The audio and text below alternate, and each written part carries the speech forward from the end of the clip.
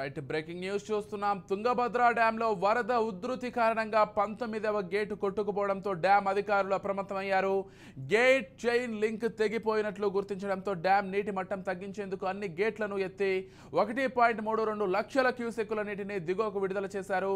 అధికారులు దిగువ ప్రాంతాల ప్రజలను అప్రమత్తం చేశారు. తుంగభద్ర డ్యాంను మంత్రి నిమ్మల పరిశీలించనున్నారు. అనంతరం నిపుణుల బృందంతో అధికారులు మంత్రి నిమ్మల సమీక్ష చేయనున్నారు.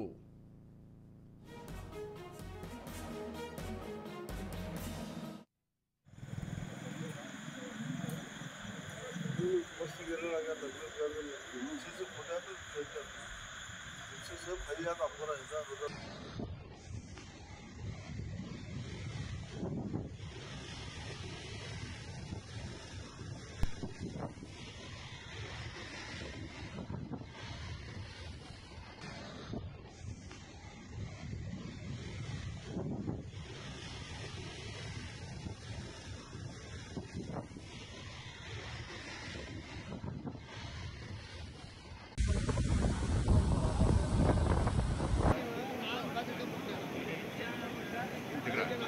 यहाँ जो मिश्रे